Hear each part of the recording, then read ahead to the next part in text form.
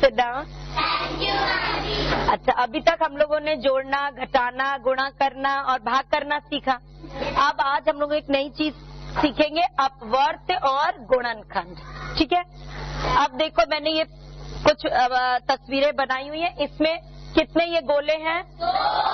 अच्छा, आप नहीं रुक एक एक करके। अच्छा, इसमें 2 गोले कितनी बार हैं? 1 बार। अभी पूरा मत बता, जो मैं पूछूं वो बता। 2 गोले कितनी बार है? 1 बार, 2 बार। अब यहाँ पे 2 गोले कितनी बार है? 1 बार, 2 बार, 3 बार। अच्छा, यहाँ पे कितने हैं? 1 बार, 2 बार, 3 बार, 4 बार। यहाँ पे 1 बार, 2 बार, 3 बार, 4 बार, 5 बार। अब इसको हम, इसका मतलब इसमें कुल कितने गोले हैं, इसको कितने से गुणा करेंगे? 1 से, क्योंकि 1 ही बार है ये। ठीक है, अब यहाँ पे 2 बार है तो 2 को कितने से गुणा करेंगे? 2 से गुणा करेंगे। यहाँ 2 को कितने से करेंगे? 3 से। यहाँ 2 को कितने से करेंगे? 1, 2, 3, 4। शाबाश, 4 से। इसको 1, 2, 3, 4, 5 से। ठीक है। अच्छा, अब गुणा किया हमने, कितना आएगा? सबको पहाड़े याद है ना? 2 एकम 2 दूनी 2 तिया 2 चौक 2 पंजे। अब यहाँ तो जगह नहीं है, पर हम बनाना चाहें तो ऐसे पूरा बना सकते हैं, बहुत लंबी तक। तो 2 पंजे 10, 2 चौक 2 सत्ते, ऐसे हम कितनी भी बार बना सकते हैं। अच्छा, अब हम इधर देखते हैं, ये 3 गोले एक साथ कितनी बार है? 1 बार। ये 3 गोले कितनी बार है? 2 बार। ये 3 बार, ये 4 बार, इधर 2, 3, 4, 5 बार। ठीक है, अब हम गुणा करके देखते हैं। अगर हमने देखना है कुल कितने गोले हैं, 3 एकम 3 दूनी 3 तिया 3 चौक 3 पंजे 15। इसी तरह हम इधर लेते हैं। अब ये 4 कितनी बार है? 1 बार। ये कितनी बार है? 2 बार। ये 3 बार। इधर 4 बार। इधर 1, 2, 3, 4, 5 बार। ठीक है, अब इसको हम गुणा करते हैं। 4 एकम 4 दूनी 4 तिया 4 चौक 4 पंजे, किस जगह 15, 4 पंजे 20, 4 छेक 4 छेक 4 सत्ते 4 अट्ठे। ऐसे हम जितना भी करना चाहे हम पता लगा गोले बना सकते हैं। अच्छा, अब इसमें क्या हुआ, ये जो हमें मिली संख्या, ये संख्या मिली, ये मिली गुणा करके। ठीक है, तो ये 4 क्या है? 2 का अपवर्त है। ठीक है, क्योंकि हम 2 लेके चल रहे थे, ये 2 इस 2 का अपवर्त है। ठीक है, ये 4 इस 2 का अपवर्त है। 6 भी 2 का अपवर्त है। 8 भी 2 का अपवर्त है।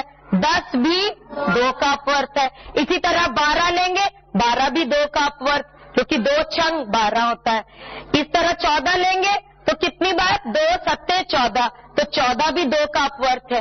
अब इधर देखो, ये 3 किसका? इस 3 का अपवर्त है। 6 3 का अपवर्त है। 9 3 का अपवर्त है। 3 का है बेटा। 12 3 का अपवर्त है। 15 3 का अपवर्त है। अब इधर देखते, 4 का अपवर्त हुआ। 8 4 का, 12 16 20। तो ये जो गुणा करके मिलता है हमें, वो अपवर्त होता है उस संख्या का जिसको हम गुणा कर रहे हैं। अब यहाँ हमने 2 को गुणा कर रहे हैं, तो 2 को किसी भी संख्या से गुणा किया, जो गुणनफल मिला वो अपवर्त हो गया उसका। ठीक है, अब इधर 2 का अपवर्त हो गया। ये 4 भी 2 का अपवर्त है। 6 भी 2 का अपवर्त है। 8 भी 2 का अपवर्त है। 10 भी 2 का अपवर्त है। इसी तरह 12 14 16 18। अब इसमें ये देखो कि हम अभी इस समय से 2, 3, 4 ले रहे, चाहो तो आप 5, 6, 7, 8 कितना भी ले सकते हो। अब ये बताओ, इसमें देखो इन तीनों में कोई समानता नजर आ रही है? आ रही है, मुझे तो आ रही है। क्या आ रही है बताओ? नहीं, बराबर क्या चीज? दोनों में एक कुछ चीजें हैं जो तीनों में दिखाई दे रही हैं। नहीं, 2 तो इधर 2 है, उधर तो 2 नहीं है, उधर भी 2 नहीं है। 8 है, वेरी गुड। 8 किसमें और किसमें नजर आ रहा है? ये 8 और किसमें नजर आ रहा है? 8। एक मिनट। तो 8, तो एक मिनट पहले इसके 8 के बारे में बात करें तो 8 4 का भी अपवर्त है और 8 2 का भी अपवर्त है। ठीक है, अब हम कौन सा लेते हैं? चलो 6 लिया हमने। 6, इसमें भी 6 है, इसमें 6 है नहीं, तो 6 3 का भी अपवर्त है और 6 2 का भी अपवर्त है। अब और कुछ ले सकते हैं इस समय? 4 लिया। अच्छा, 4 2 का अपवर्त है और 4 4 का भी अपवर्त है। इसी तरह आप 12, बेटा 12 है? हाँ, वेरी गुड। अब 12 जो है, 12 किसका अपवर्त है? 12 3 का भी अपवर्त है और 12 4 का भी अपवर्त है। और इस समय मिला सकते हैं कुछ? नहीं। तो इसका मतलब है कि एक संख्या, किसी अपवर्त के कितनी भी कोई संख्या किसी भी संख्या का अपवर्त हो सकती है। 8 12 है, वो 4 की भी अपवर्त हो सकती है, 3 की भी और 2 की भी हो सकेगी, है ना? क्योंकि अगर हम 2 छक्के करेंगे तो 2 छक 12, है ना? अगर हम यहाँ 2 छक 6 बार करेंगे तब भी हमें 12 मिल जाएगा। तो 12 क्या हुआ? 2 का भी अपवर्त है, 12 3 का भी अपवर्त है और 12 4 का भी अपवर्त है। तो क्या होता है कि किसी संख्या और अच्छा, फिर दूसरी बात देखेंगे कि अब अगर 2 को अब 2 से ये किसका, ये सारा 2 की संख्या है, ये 3 की ले रहे हैं हम, ये 4 की ले रहे हैं, है ना? तो अब जो अपवर्त होता है वो उस संख्या से अगर उसको आप भाग दोगे तो पूरा पूरा बट जाएगा, कुछ नहीं, शेष नहीं बचेगा। 2 को 2 से भाग दो, क्या बचेगा? 0। 4 को 2 से भाग दो, पूरा पूरा कट जाएगा। कैसे? देखो यहाँ देखते हैं, जगह कहाँ है, चलो यहाँ करके देखते हैं। अगर हम 2 को 4 से भाग दे दें तो क्या होगा? 2 दूनी 4, शेषफल 0। 6 को अगर हम 2 से करेंगे तो 2 3 6, कुछ बचेगा? 0 बचेगा। 8 को अगर 2 से करते हो, कुछ भाग दो तो क्या बचेगा? कुछ नहीं। 10 को भाग दो 2 से, कुछ नहीं, क्योंकि 2 पंजे 10 होता है। 12 को 2 से करो, 2 छक 12 होता है, तब भी कुछ नहीं मिलेगा आपको। इसी तरह से 3 4 जिसका भी जो अपवर्त होता है, तो किसी संख्या का अपवर्त उस संख्या से पूरा पूरा बट जाता है ना? ये देखो, किसी भी संख्या का अपवर्त उससे पूरा पूरा बट जाता है। किसी भी संख्या का अपवर्त उससे पूरा पूरा बट जाएगा। किसी भी संख्या का अपवर्त उस संख्या से पूरा पूरा बट जाएगा। ठीक है, तो अपवर्त का एक क्या बारे में ये हुआ कि किसी भी संख्या का अपवर्त जब हम ढूंढते वो उस संख्या से पूरा पूरा बट जाता है। अब हमें अपवर्त मिलता कैसे? किसी भी संख्या को आप दूसरी संख्या से गुणा करो तो आपको अपवर्त मिलता है। अपवर्त कैसे मिला? किसी भी संख्या को किसी और दूसरी पूरी संख्या से गुणा करेंगे तो हमें अपवर्त मिल जाता है। किसी भी संख्या को किसी दूसरी संख्या से पूरा गुणा करने से हमें अपवर्त मिलता है। किसी भी संख्या को पूर्ण संख्या से गुणा करने से हमें अपवर्त मिलता है। ठीक है, तो हमने क्या सीखा कि जब किसी संख्या को किसी और संख्या से गुणा करो तो जो कुछ मिलेगा वो क्या होगा? अपवर्त होगा उस संख्या का। और उस संख्या को जो तुम्हें उत्तर मिलता है उसको उस संख्या से भाग दे दो तो क्या बचेगा? 0 बचेगा।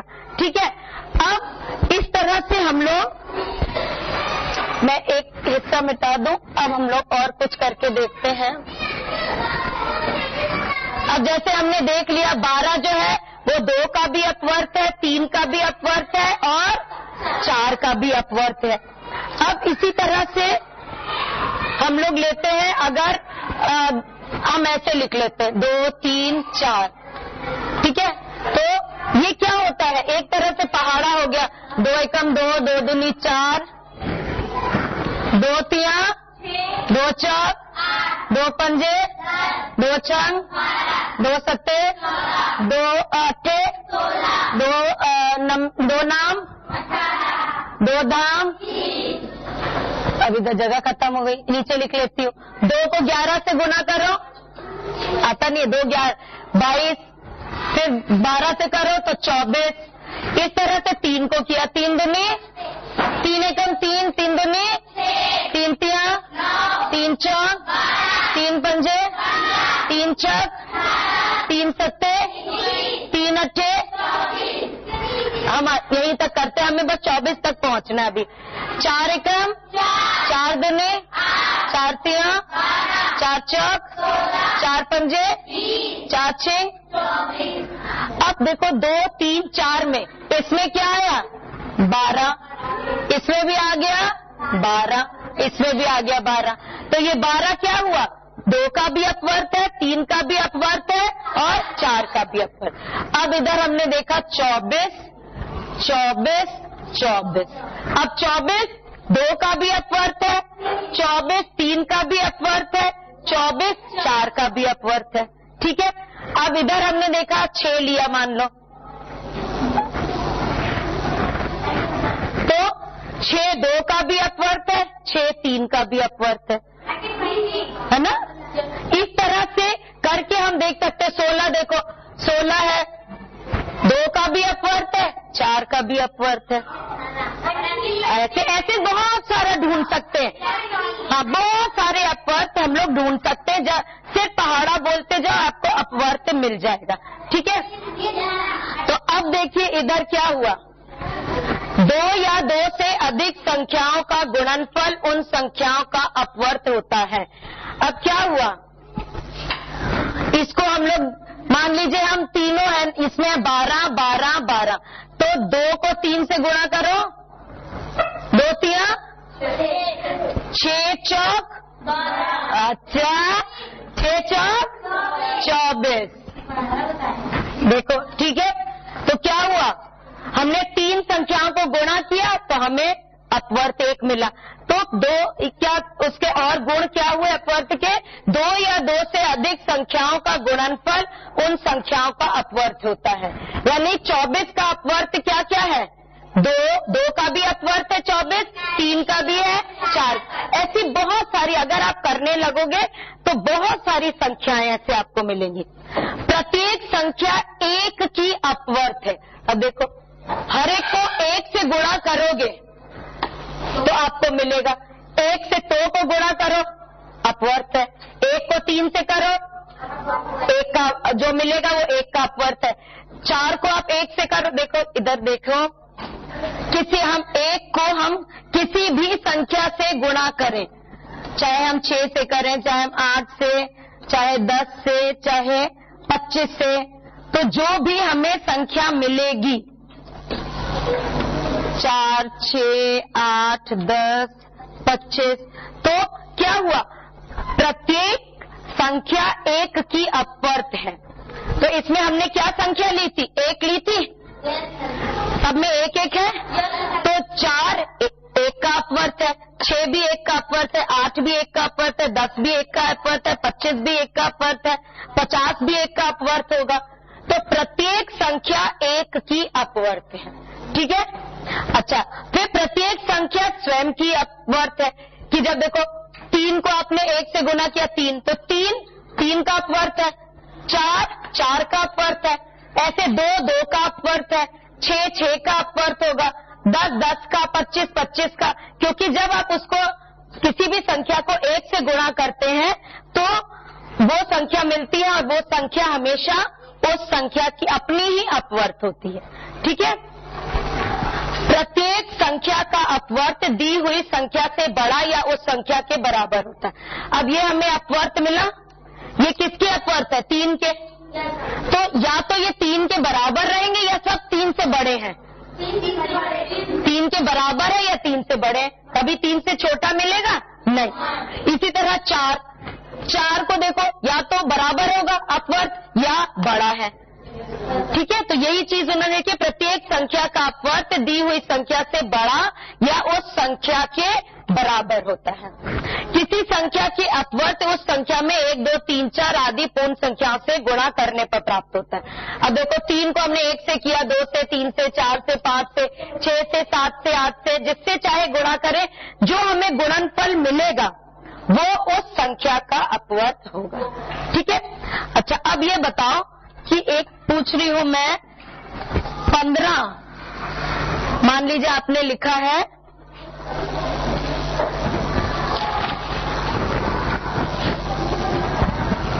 14 लिखते हैं। अच्छा हम 14, क्या ये 5 का अपवर्त है? कैसे पता किया आपने? क्या 14 5 का अपवर्त है? क्या 14 5 का अपवर्त? मैं लिख देती हूँ, अपवर्त है। ठीक है, बताइए, आप बताओ है कि नहीं है? क्यों? जो बताएगा उसके लिए ताली जोर से बजेगी। सोचो सोचो सोचो, अभी हमने बताया किसमें नहीं है? वेरी गुड, बहुत जोर से ताली उसके लिए बजाओ। खड़ी हो जाओ बेटा, शाबाश, वेरी गुड। क्योंकि 5 के टेबल में, 5 के पहाड़े में 14 आता ही नहीं है। 5 को आप किससे गुणा करोगी? 1 से गुणा करो 5 आएगा, 2 से गुणा करोगे 10 आएगा, 3 से गुणा करोगे तो हम तो 14 से आगे बढ़ गए। तो किसी भी संख्या अगर पहाड़े में नहीं आती है, इसका मतलब वो अपवर्त वो नहीं है।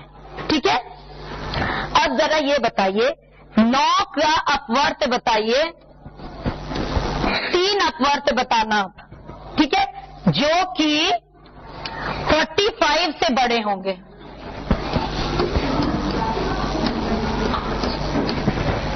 नौ का अपवर्त बताइए जो 45 से बड़े हों।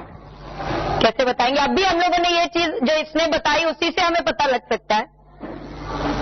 क्या करेंगे बताओ? जो बताएगा उसके लिए जोर से ताली आएगी। हम क्या? हाँ शाबाश, बोलो बोलो बोलो। गलत भी होगा तो क्या हो गया? हाँ नहीं 45 से बड़े हमें ढूंढने हैं, यहाँ तो हमने ढूंढना है। कैसे हमने ढूंढा? क्या? पहाड़ा पढ़ के। वेरी गुड, सबके लिए तालियां, वेरी गुड। 9 का पहाड़ा पढ़ो। 9 एकम 9 दूनी 9 तिया, जोर से 9 चौक, तो और आवाज धीरे हो गई। 9 पंजे 45, 9 चिक 9 सत्ते 9 अट्ठे 9 नाम 9 दाम, अच्छा 9 दाम 89, 9 दाम 90। अब हमें 9 का अपवर्त 45 से बड़े, ये क्या 45 से बड़ा है? ये बड़ा है, ये बड़ा है, ये बड़ा है, ये बड़ा है, बड़ा है कि बराबर है? हमें बड़ा ढूंढना है। ये बड़ा है, यस, ये बड़ा है, ये बड़ा है, तो हमें 9 का अपवर्त 45 से बड़े 3 ढूंढने थे, हमने ढूंढ लिए। पहाड़ा पढ़ा देखा 45 से आगे 3 कौन कौन से और आए और हमें आंसर मिल गया। ठीक है, चलिए वेरी गुड। अभी हम लोगों ने अपवर्त पढ़ा, अब हम गुणनखंड पढ़ेंगे। ठीक है, अब 6 तिया 18 लिया। ठीक है, अब ये क्या है बताओ? 18 गुणा करके मिला तो वो क्या हुआ होगा? वेरी गुड, वो क्या हुआ? अपवर्त। 18 किसका अपवर्त है? और 6 का भी अपवर्त है और 3 का भी अपवर्त है। तो ये क्या है? 18, 6 और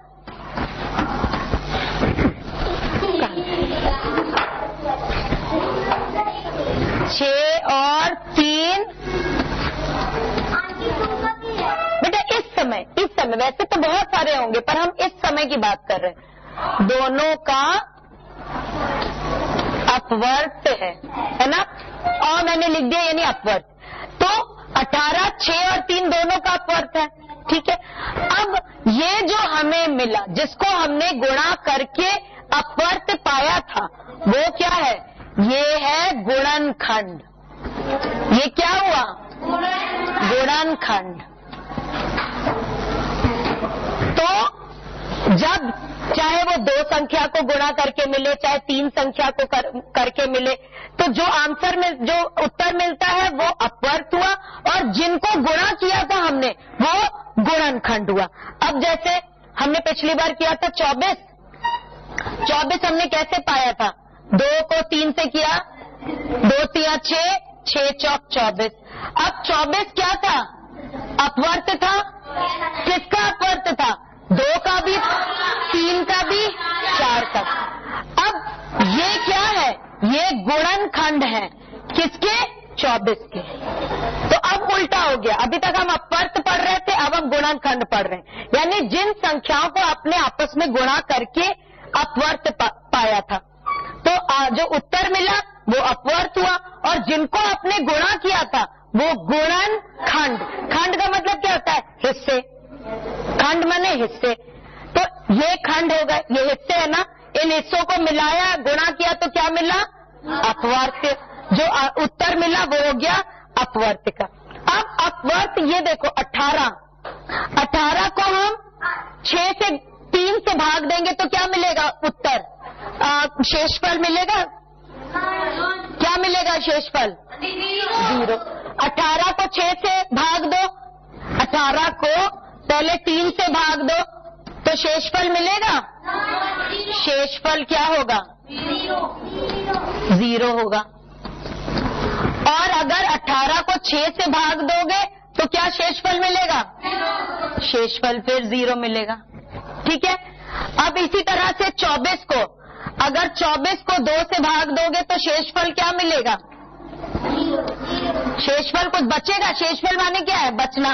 कुछ बचेगा क्योंकि 24 को देखो 2 से किया, भाग दिया 24 को, 2 एकम 2, 4 उतारा, 2 दूनी 4, शेषफल क्या मिला? इसी तरह 24 को अब 3 से भाग दो तो क्या होगा? शेषफल मिलेगा कुछ।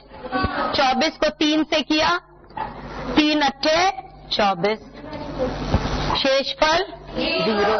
4 को आपने 24 से किया, 24 को 4 से किया, 4 को 4 से भाग दे रहे हैं, 3 कहां से आ गया? 4 कितनी बार जाएगा 24 में? 4 का पारा जल्दी बोलो। 6 बार, 4 6 24, शेषफल। तो जब किसी भी अपवर्त को किसी भी गुणनखंड से भाग दोगे तो क्या मिलेगा? 0 मिलेगा। और तो हमने क्या इसमें सीखा कि जब 2 या संख्या या 3 संख्या या 4 संख्या 5 संख्याओं को जब हम गुणा करते हैं आपस में तो जो हमें उत्तर मिलता है वो तो अपवर्त हो गया। और अपवर्त को जिन संख्याओं से हमने गुणा करके अपवर्त पाया था वो गुणनखंड हो गई। ठीक है, तो गुणनखंड वो आपस में संख्याओं को गुणनखंड को गुणा करते हैं तो क्या मिलता है? अपवर्त। और अपवर्त को किसी भी गुणनखंड से भाग देते हैं तो शेषफल क्या मिलता है? पूरा चला जाता है। तो यही देखो इसमें लिखा है 2 या 2 से अधिक संख्याओं के गुणनफल।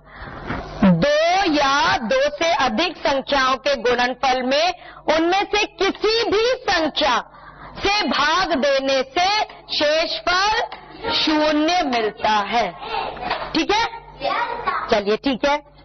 तो अब हम लोगों ने अपवर्त और गुणनफल पढ़ा। अब अभाज्य और भाज्य संख्याएं पढ़ेंगे। ठीक है, हमने कुछ कुछ नंबर, कुछ संख्याएं ले ली, 2, 3, 4, 5, 6, 7, 8, 9, 10। अब इन सबको एक्सक्यूज मी 1 से गुणा करेंगे। 1 से किसको गुणा करोगे कि 2 आएगा? 2 से करोगे। 3 पाने के लिए 1 को किससे गुणा करोगे? 3 से। 4 पाने के लिए 1 को किससे गुणा करोगे? 5 पाने के लिए 1 को किससे करोगे? 6 पाने के लिए 7, 8, 9, 10। ठीक। अब क्या किया हमने? अब हम देखते हैं इसको हम और कितना फैला सकते हैं। अब 2 को और कोई टुकड़े कर सकते हो, उसके खंड कर सकते हो? तो कैसे करोगे जरा बताओ। तो नहीं कर सकते, 1 है ही। 3 को खंड कर सकते हो? नहीं। 3 किसके पहाड़े में आता है? सिर्फ अपने पहाड़े में आता है। 4 हाँ, 2 के पहाड़े में भी तो आता है। तो क्या किया? 1 लिखा। अब 4 कितने के पहाड़े में? तो 2 कितनी बार 2 को करेंगे? 2 दूनी 4। तो हमने इस 4 को ऐसे बांट दिया, 2 दूनी में बांट दिया। अब हम 5 लेते हैं। 5 किसी के पहाड़े में आ सकता है? नहीं।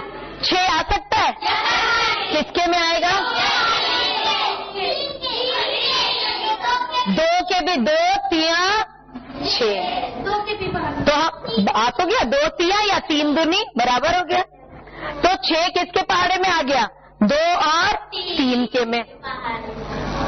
अच्छा, और इसके साथ साथ एक और, ये तो हमने क्या किया? 2, 2 और 4 भी हम ले सकते हैं, क्योंकि 4 और अब इसमें अच्छा हम देखते हैं कि तीनों में कौन सा कॉमन है। क्या है?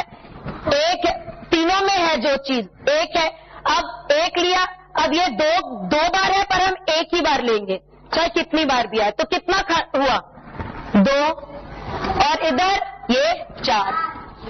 तो इसके 3 हिस्से हो सकते हैं। 3 को गुणा, इसको 2 को हम चाहे 2 दूनी 4 करें या 4 एकम 4 करें। अब इसी तरह से हम इसमें क्या लेंगे? 1, 2, 3 और 6। ठीक है। अब 7 को हम 7 किसी के पहाड़े में आता है? नहीं आता है। अब हमने 8 लिया, 8 किसी के पहाड़े में आता है? 4 दूनी, अच्छा देखो तो मजा देखो। अब 2 चौक 8 आता है, और हम 4 को भी तो बांट सकते हैं। 4 को बांटो, फिर 1 गुणा 2 गुणा 4 को क्या बांटोगे? 2 दूनी बांट दिया। ठीक है। तो क्या हुआ? 1 दूनी 2, 2 चौक 8, 1 दूनी 2 दूनी 4 दूनी 6, 8। तो यहाँ हम, तो अब हम इसमें कौन कौन सी खंड ले सकते? 1 ले सकते हैं, 2 ले सकते हैं, 4 ले सकते हैं, 8 ले सकते हैं। ठीक है। अब 9 का पहाड़ा देखा। 9 किस में आता है? कितनी बार? 3 तिया 9।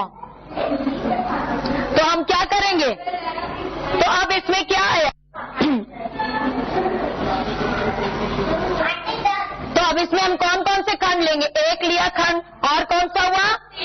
3 और ठीक से बोलो, 4 है ही कहाँ इसमें? 9। अब 10 हमने लिया, 2 पंजे 10। अब हम 5 को और तोड़ सकते हैं? बताएं जरा कैसे। यहाँ तो तोड़ा नहीं 5, यहाँ कैसे तोड़ लेंगे? 5 को तो नहीं तोड़ सकते। तो इसमें कौन कौन से खंड हुए? 1, 2, 5, 10। ठीक है। अच्छा, अब क्या हुआ? अब इसके कोई खंड हुए? इसके और हुए? इसके हुए? किसके हुए? तो ये क्या है? ये अभाज्य है, अभाज्य संख्या है। ये भी अभाज्य संख्या है, ठीक है? ये भी अभाज्य संख्या है, ये भी अभाज्य संख्या है। और हमने 10 तक लिया, ऐसे तो आप सैकड़ों तक ले सकते हो पता करने के लिए। तो जब कोई, अब इसमें हमने एक देखा कि ये एक, देखो एक प्रत्येक का गुणनखंड है, इसमें भी एक है, इसमें भी एक है, इसमें भी एक है इधर, ठीक है? इसमें भी एक है, एक है, इसमें एक है, इसमें एक है, इसमें एक है, इसमें एक है, इसमें यानी एक हर एक का गुणनखंड है। तो एक क्या हुआ? प्रत्येक का गुणनखंड हो गया। अब दूसरा जो है अभाज्य संख्या क्या हुई? अभाज्य वो हुई कि जब एक को उसी संख्या से सिर्फ गुणा कर सकने से मिले, हम उसके और हिस्से ना कर सके।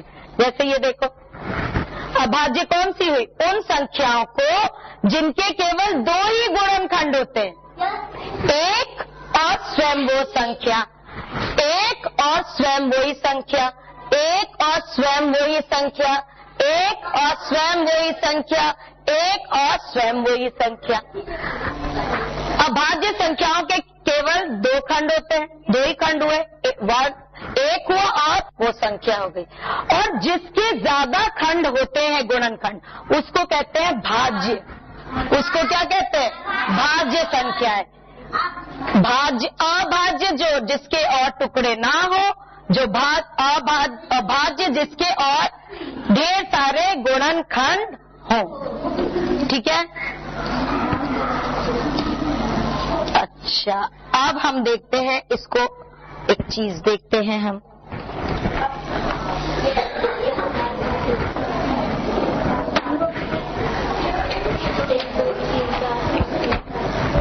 अच्छा, उधर रखा है, ठीक है ठीक है ठीक है। देखो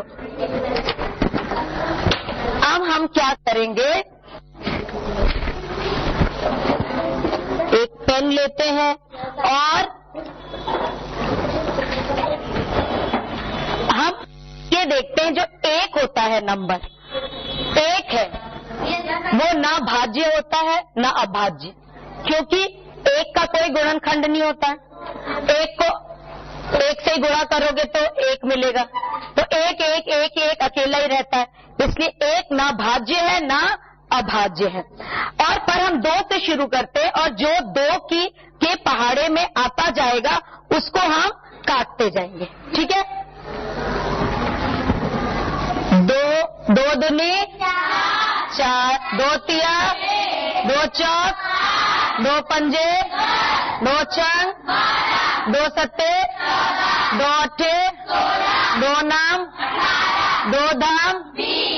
अब आगे आपका आता है 2 11 से 22, 2 12 से गुणा किया 24, 26, 28, 30, 32, 34, 36, 38, 40, 42, 44, 46, 48, 50। हमने 50 तक ही लिया, ठीक है? अब हम लेते हैं 3 का पहाड़ा बोलेंगे, ठीक है? और जो जो कटता जाएगा उसे काटते जाएंगे। 3 एकम 3, 3 दूनी 6, 3 तिया 9, 3 चौक 12, 3 पंजे 15, 3 छक 18, 3 सत्ते 21, 3 अठे 24, 3 नाम 27, 3 धाम 30। अब 33 भी 3 को 11 से करोगे 33, 3 को 12 से करो 36, 3 को 13 से करो तो 39, 3 को 9 से कर 45 भी आता है, 3 में आता है 45, 15 तिया 45 और कौन सा कटा? 3 से कटा और 3 में नहीं। अच्छा, अब 5 से लिया हमने, 5 एकम 5, 5 दूनी 10, 5 तिया 15, 5 चौक 20, 5 25, 5 26। अच्छा सॉरी, सॉरी 25 नहीं, सॉरी 25 30, 3 सत्ते नहीं, सॉरी 5 मैं भी गड़बड़ करी। अच्छा 5 सत्ते 40।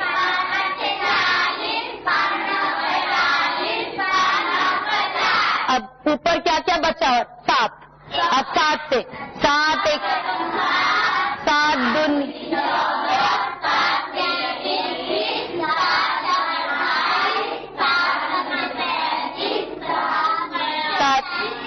42। अब क्या क्या बचा? अब रुक जाओ। अब क्या क्या, एक को तो हम गिन ही नहीं रहे क्योंकि ना वो भाज्य है ना अभाज्य है। अब क्या बचा? 11 17 19 23 29 31 7 40 1 40। अच्छा 43। तो जो कट गए सब गड़बड़ हो जा रहा है। अब तो नहीं कुछ बचा है। क्या बचा है? एक तो ना भाज्य ना अभाज्य। तो अब क्या है? 11 के हिस्से हो सकते हैं। 11 एकम 11 ही रहता है। 13 एकम 13। 17 के टुकड़े हो सकते हैं? नहीं। 19 के 23 के 29 के 31 37 41 43 43। तो अब क्या हुआ? जो कट गए वो है भाज्य, जो नहीं कटे वो क्या है? अभाज्य हो गए। तो हमें पता लग गया भाज्य कौन से हुए और अभाज्य कौन से हुए। अब इसी तरह से हम जब देखते हैं, दूसरा होता है सम और विषम संख्याएं। अब कौन सी होती है? सम और विषम। सम और विषम संख्याएं, ठीक है। अब जो भी संख्या 2 से कट जाए, अच्छा ये एक बारी पढ़ के सुनाओ, ये क्या लिखा है?